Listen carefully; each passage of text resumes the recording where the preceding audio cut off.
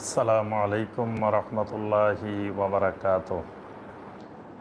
আচ্ছা, অ্যাকাউন্টিং এবং ফাইন্যান্সের সুদ গণনা শেখানো হয়, এই বিদ্যা কি হারাম? আহ, সুদ গণনা বলতে আসলে অঙ্ক তো প্রয়োজনীয় বিষয়, গণিতের বিষয়গুলো মানুষের দরকার।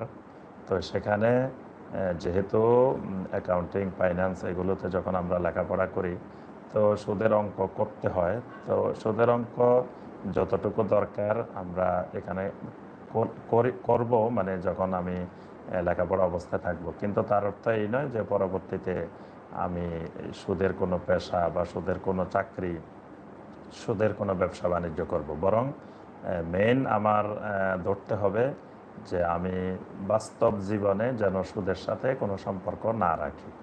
আর সেখানে পাশ করার জন্য বা পরীক্ষায় পাশ করার জন্য, পরীক্ষা দেওয়ার জন্য যতটুকু দরকার আপনি ততটুকু করবেন, কারণ না হয়তো আপনি সেখানে ফেলে করে দিবেন। তবে সরাসরি এভাবে বলে দেওয়া যাবে না যে অ্যাকাউন্টিং ফাইন্যান্সে পড়াই হারাম, এগুলো পড়া যাবে না। তো অধিকাংশই উপকারী, হয়তো এর মধ্যে সুদের বিষয়টা একটু আছে। তো ওইটা যদি না দিয়েও না পড়েও যদি আপনি পরীক্ষায় ভালো পাস করা যায়, তাহলে সেটা থেকে বিরত থাকবেন, আর না হয় যতটুকু দরকার ততটুকু গ্রহণ করবেন।